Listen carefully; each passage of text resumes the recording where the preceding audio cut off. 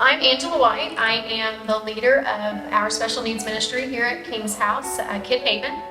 And what I enjoy most about KidHaven is seeing the excitement on the kids' faces when they come to our classroom.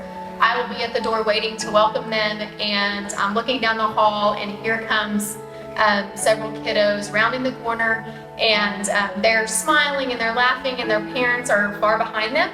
But they know right where they're going, and they love coming to this classroom. And that tells me that my volunteers are doing what they're supposed to do, and that's loving on these kids and sharing Jesus with them. And you can see that in their faces. I'm very proud to be a part of this ministry. We are one of the very few churches in this area to offer special needs ministry.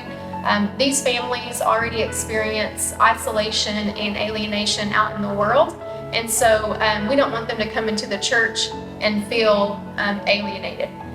So it's important to me that these families know that when they come here to the King's House, that their kids are being loved on, they're feeling the love of Jesus, and that we're not just tolerating their children. We want their kids here. We miss them when they aren't here. And when they're with us for that hour and a half, we are loving on them. We are worshiping God with them. We are praying over them.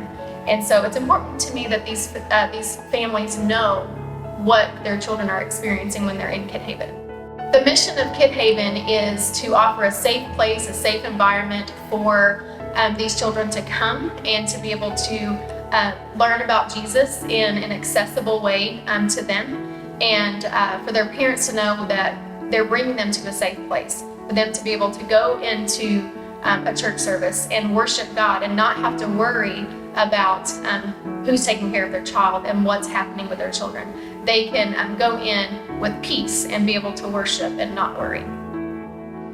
Since launching KidHaven in January, we have 11 families that are being serviced through KidHaven ministry, whether that's in the KidHaven classroom or whether that's through a buddy system in Kid Nation or in Kidopolis.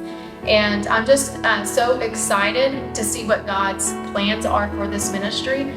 He has provided the families, He's provided the amazing volunteers for KidHaven, and He knows what we are in need of, and He's always going to provide that need.